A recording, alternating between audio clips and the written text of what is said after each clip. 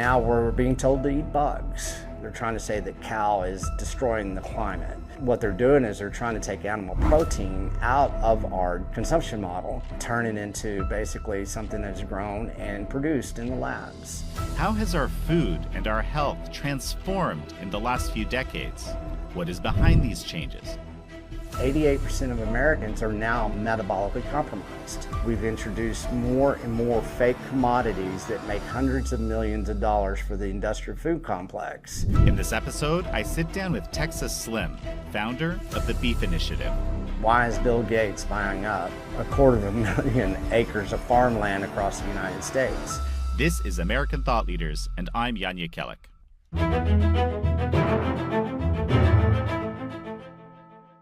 Welcome to Ginger Hill. Thank you. Thanks for coming. It's kind of a windy day, but here we are. That's right. It's not bad though. We're close to the cows. Where we're standing right now is close to the oldest established town in the United States of America. This is some of the most fertile land that we came from. And how that land came to be in this nation was through something I call beef intelligence. And what we've lost as a nation is that form of intelligence. What is the cow? What is soil? What is nutrition? What is food intelligence? What is health? Well, it all starts basically with the cow. How are these cattle different from the typical cattle that we might get in a typical supermarket? Basically, what these cows are doing right now, they're land tools. We call it regenerative farming and ranching.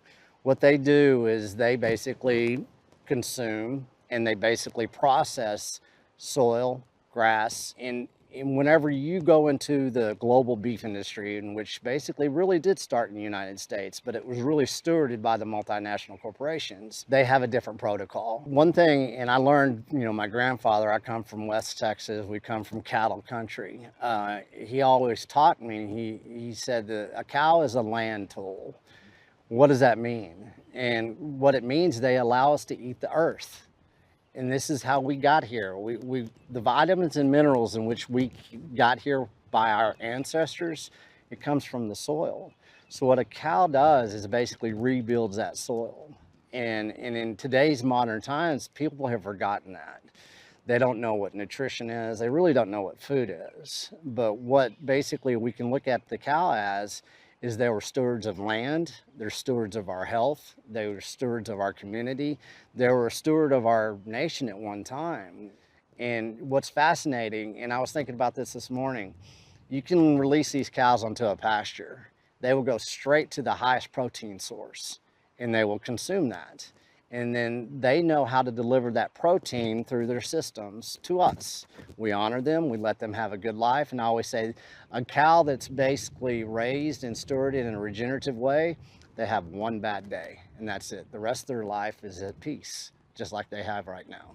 What does the regenerative way mean, and how is that different from the other ways? Well, the regenerative, and there's a lot of different definitions, a lot of different meanings. To generalize, don't like to do that, but what it is the inputs. You have very little inputs, from chemical to grain to artificial, whatever it is. Regenerative means regenerative. What does regeneration mean? It means that you have soil, you have grass, you have forage, you have cows. Well, you team them up together and they regenerate energy from the soil, energy in the cow, energy to you and I. We don't have to put a lot of inputs into those cows to say, hey, give me what I need from you. We let them regenerate with what they know how to do best, and that is basically regrow soil. And that's the big conspiracy going on right now, that cows are a carbon hazard. No, they're not. They're the best thing that's ever happened to soil. With what is going on in the cattle industry and basically the global industrial food shift that we're going through right now, they're going to increase the cattle production across the world. What they're going to eliminate is market access to those cows to the Western countries, starting places like America, Australia. Then most Americans will not end up eating beef anymore. They will turn it into caviar, and they will basically not allow them to have market access. Texas Slim, it's such a pleasure to have you on American Thought Leaders. Thank you for having me. It was a good drive into town today. It's good to see you. So we're here to talk about your initiative, the Beef Initiative. And for starters, I'll just say, like, beef has kind of been getting a bad rap lately. People would say, well, there's no reason to be cruel to the cow. What, do we really need meat? Might as well be vegetarian. You know, I remember I once, I don't know what I was doing. I was in a library. I think I was procrastinating studying for some course. Right. And I looked up basically the patent for something called the, industrial hog stripper. Mm-hmm. This isn't beef, right? This is obviously pork that we're talking about, right? But it was frankly horrifying. Right. And so the idea is that at scale, we need to feed the planet, so we need to have these, industrial level animal processing facilities. Sure. And that's often what you think of when you think of, inhumane treatment to animals. Yes. And there's if you look at the industrial food supply and in the way that we've kind of changed within the last 50 years, we used to have one microprocessing center, back to what you were saying as far as, this type of industrial way, to where very few animals were processed each day. What we had is a multitude of processing centers all across this nation. And so the animal welfare was far better before we industrialized our food supply. And I agree, there's a lot of nefarious ways to basically harvest an animal that should not be done to this day. If you look at the poultry industry, you look at the hog industry, you have basically warehouses in China that have over 500,000 hogs in them, and it's not anything that we basically recommend or tout within the Beef Initiative. We agree with you. So let's get back to the micro level in where we came from. Let's get back to the source of the seed of that animal welfare. And like I said, I was just on a ranch. Where I was this weekend. Those cows are the happiest cows I've ever seen. And they have one bad day, and they are honored. They are respected. And you look at basically the makeup of a cow, the spirit of a cow. Whenever you do go through a harvest of that animal, if that cow is stressed and it has adrenaline going the time that it does leave this planet, I guess, it's, that it is harvested, that meat's not going to be as good. And so there's a deep dive that I think the American public needs to get back to. Let's get back to the source of the seed of what it means to basically have animal welfare. And let's look at our consumption model and see why we're at where we are when it comes to the animal welfare that people like to argue against. The Beef Initiative is basically lock, step, and barrel with taking care of, livestock. That's what we do. I come from West Texas, a West Texas cowboy that knows how to take care of cattle. And that's something that I think this nation is kind of lost, and that's the message that the Beef Initiative is basically going to start yelling from the mountaintop. There's this huge separation between a whole lot of the population and the food supply, mm-hmm. Just like knowing for even where it comes from. Sure. Like I've heard of examples of people, you're going to the there's young kids that imagine the food comes from the supermarket. Sure. For example, right? Because they just haven't been taught anything else. No, and I've, you and I have talked, and, to give a little backstory of me, over between 3 and 4 years ago, I started driving across this country, and I started talking to communities. I've done the back roads. I've traveled around the world. I've gone on several trips across this nation, and I have found that most people do not know where food comes from anymore. And, I'm generational X. And so I was able to grow up on a farm, ranch. That was my life. And I've seen how we've evolved when it does come to food. And it's sad that a lot of, let's say, inner city kids, or just even kids in a medium-sized city, that's their response. Food comes from the supermarket. And that's part of the industrialization of our food. That's the part of the industrial food complex that is highly processed, the seeds in where we came from into this new concoction that we think is food, because it has labels on it, and it has pictures on it, and it has, safety, and it has, heart healthy. And so if we get back to understanding and re-educating, where do you start to re-educate a nation about where food comes from? Well, I tell everybody, go shake a rancher's hand and you'll understand where food comes from. A lot of people don't have a rancher in their immediate vicinity. I mean, I'm talking about people living in the city. People, for example, living here, not, maybe many of them don't head out of the city very much, right? They're kind of, this is where they live. That ranching is not a part of their frame of reference at all. So true. We have several, I put on probably, and we held through the Beef Initiative with everybody that's involved with the Beef Initiative, probably 7 to 8 conferences last year alone. What we're doing is we're opening the gates.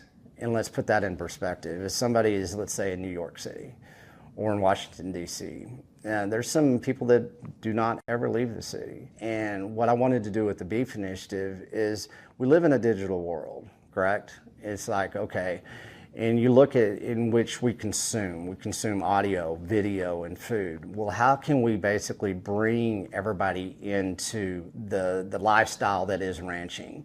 Well, you look at, okay, Yellowstone is the #1 TV show in America. So let's open the gates, and if you can't access, you don't have that market access to an open gate of a ranch, we'll come through the Beef Initiative. And, you asked, I get this asked all the time, but what is the Beef Initiative? Well, it's about building relationships. And you can build a relationship, and I say, well, if you can't go out there and physically shake a rancher's hand, come through the Beef Initiative basically and shake a hand digitally, because we're giving you full, clean market access to that rancher. And so everybody loves to use Google. Well, we have an index within the Beef Initiative where you can go and search for a rancher. You can establish that relationship. You can call a rancher. You can reach out to them. And it's a peer-to-peer relationship that you can establish, be it digitally, or if you're going to get in your car and take your family. All these ranchers want to open their gates. I think I basically tell everybody it's a new international lifestyle. You just don't understand it yet. Well, it's very interesting because, in the current sort of model, the more industrialized model, right? There's the farm, then there's the company, often a multinational company, that's buying that cattle, or the rancher is basically producing for that company, and then that company will deliver via, I guess, a supermarket or something like that to the consumer. This is something where you're looking at the scale of a community, right, where the rancher and the people in the area, basically going back to this model of these, what you call the micro production centers and so forth. Sure. And that creates this one-to-one relationship, and on top of that, because of the means of production, and this is what I want you to explain to me, if I understand this right, this is done in a more natural and clean way. So explain this to me.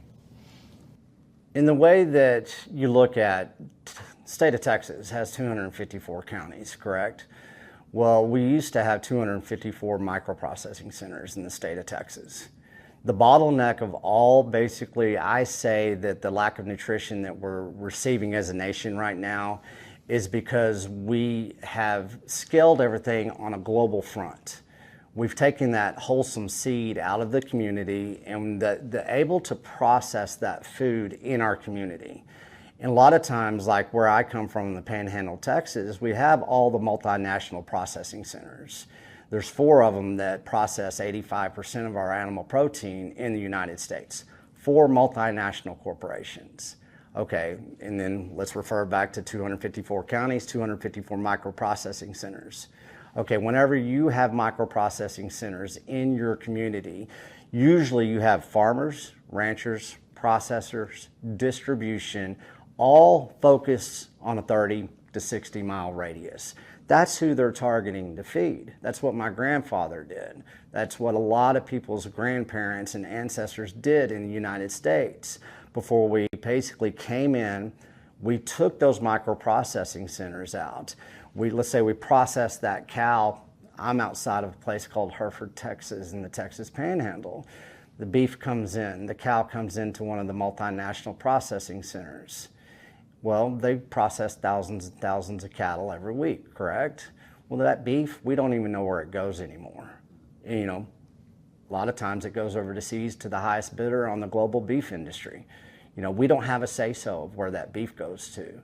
We don't have a say-so of basically how do we feed our children, because the bottleneck is that processing center. So if we can invert it back into the microprocessing center, we have control of the market access and the distribution of that beef. Then we're going to start with our community first, and then we will go out. Now beef gets processed in my community and it's sent overseas. Sometimes it even comes back after it's been highly processed into a different form, and you know, with fake commodities added to it, you know, different types of commodities that are added into our food supply. And we'll probably get into that a little bit later, but you know, it's pretty daunting. But you know, what we have to do is, once again, bring perspective about where we came from and what did give our communities that form of strength and power, to the ranchers themselves, to our children, to our, you know, to the whole livelihood of basically our families. Well, so this is a perfect opportunity to talk about, you know, I guess a bit about where you came from, and also how you kind of embedded yourself, I guess, into a harvesting company, and just sort of discovered some of the reality of the food production, but not on this isn't on the meat side. This is on the oil side and the, right? Yeah. Well, you know, where I came from, you know, I like to kind of romanticize it because it's West Texas, but it's the desert high plains. It's the end of the breadbasket of America. And, you know, I grew up, my grandfather had two sections out of a place called Lockney, Texas, small town America. And, you know, I grew up, you know, I know tractors, I know cattle, I know animal welfare, I know combines, worked harvests my whole life. And so that side of my life, and, you know, my roots of where, you know, which I came from, I know how to go on a harvest. I'd had a health scare, and I started doing a deep dive into our food systems. You know, looking at the health of the nation, I was looking at my health personally. I went to the accountability mirror and I said, okay, if you survive this health scare, then you're gonna do whatever it takes to bring a new form of food intelligence to yourself, but then to your family, and you're gonna honor your grandparents. So to me, the logical place to do and to find the information that I was searching for was to go on harvest. And if you look at harvest, you know, there's several harvests throughout the years. In the state of Texas, you start in Texas, you go all the way to Canada, and you come back. And you start with wheat, and you do corn, you know, throughout the seasons. It's a fascinating journey. So I just, one morning, about 3 o'clock in the morning, I got up with no rhyme or reason. I sent out a couple of emails, and within probably 7 hours, I was going to Kansas to do a harvest. So this is a canola harvest? Well, it was supposed to be a wheat harvest. Mm-hmm. When we went on a harvest, we ended up in North Dakota, and a lot of wheat, you know, up at the Midwest. You go on wheat harvest. They even call it wheat harvest. By the time we got to North Dakota, usually your crops are about 80% wheat. That's what you're going to do. That year alone, it was fascinating because all of a sudden, we're not doing wheat harvest, we're doing rapeseed. Rapeseed is canola. That's what most of the general public, you know, knows what it is. And I knew from where I came from, rapeseed was outlawed by the FDA in 1956 because of its toxicity. And all of a sudden, on the radios and everything, they're saying that there's going to be a shortage of wheat this year. And I started correlating everything that they were reporting, everything that the farmers basically were hearing, and what we were doing within that harvest. That harvest that year was almost, probably, I would say 45% wheat, 55% rapeseed. And you look at rapeseed, you look at canola. why would we actually be doing rapeseed over wheat? Well, the farmers that I talked to, and I talked to many of them, they said, well, we're making more money off of rapeseed. They're demanding that we plant more rapeseed. Okay, canola oil is a seed oil, and it was introduced really as one of the fake commodities that really took off in the early 1970s when we started monocropping as a nation. And, you know, vegetable oil basically has overtaken, you know, tallow, which is animal fat.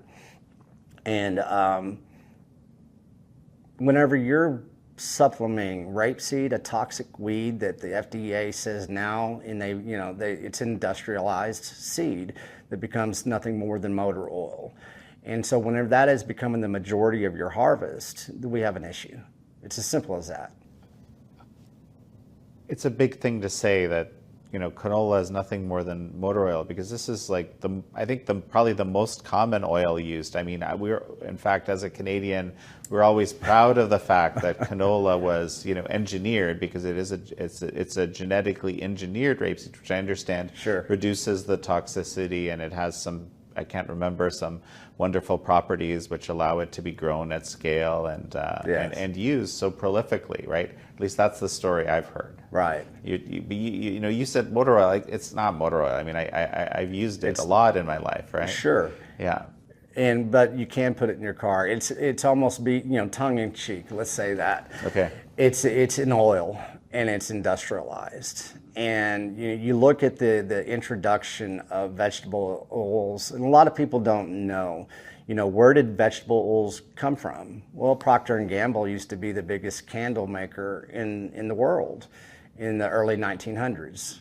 And basically all of a sudden they quit selling candles. Why did people quit buying candles? We have electricity. And so what did they do with all that candle? Well, what were the candles made from? Well, they were made from industrialized cotton seeds that were made into an oil. And so that was kind of the first introduction. Vegetable oils were all the way back in the 1850s. But as we grew, we started industrializing more of the seeds. We were using all of the seed itself. And you look at Crisco, was what we invented to basically, instead of candles, we started basically using Crisco. So you look at vegetables and you look at how they were introduced into our diets in the United States. They really ramped up after somebody called Ansel Keys really, said the cholesterol lie, animal fat. So there's been a long history of introducing vegetable oils into our consumption as a nation. Not to say that vegetable oil is horrible for you, because we've all grown up consuming vegetable oil. But for the industrial food complex, and if you look, everybody take out the wrappers of anything you want right now, you're going to find some type of industrial oil basically that is embedded into every food product that we have. It's a fake commodity. It is something that the industrial food complex makes millions upon hundreds of millions of dollars off of every year. And if you look at the introduction on the mass quantity size that has been introduced into our consumption models as a nation, it's basically something that's really starting to have a detrimental effect on our health. This comes not from me, not this cowboy from West Texas, this comes from doctors, from heart surgeons. And so there's a big anti-seed oil movement. We don't need it injected into almost every food product that you can buy at the supermarket. When you say fake commodity, what do you mean exactly? In the early 1970s, we went off the gold standard. Okay, whenever we went off the gold standard in 1971, Eric Butts of the Nixon administration also said, hey, you're going to go big or you're going to go home. And he was talking to my grandfather. And he was saying, you're going to go fence to fence with one crop. And that's going to be a monocrop. And you look at the food supply in the 70s, our dollar got weaker. We went off the gold standard. We debased our dollar. At the same time, we debased our food in a way that we had never done before. You can go to Google right now and look at pictures of Venice Beach in 1969, and you look at the health of a nation and what we looked like in 1969 before we started introducing fake commodities into our food system. 1971 was a bellwether year that we did start introducing fake commodities. And when I say that, that's when in my public school system and in Texas, we started eating soy burgers. And so I say fake commodities are the type of industrialized, I don't know, products that we started injecting into our food supply. Before 1971, whole food was what we ate. We ate basically from the ground up. We ate green beans that were grown right there. We didn't have all these additives that were in our food supply. Throughout the history, the last 50 years, we've introduced more and more fake commodities that make hundreds of millions of dollars for the industrial food complex. And it's only getting more. And you look at the attack of beef and the cow in general. What are they trying to do? They're trying to make cow a carbon hazard globally. They're trying to say that cow is destroying the climate. You know, what they're doing is they're trying to take animal protein out of our consumption model, and they're going to insert some more fake commodities that are nothing more than industrial processed types of protein that doesn't come from basically animal protein.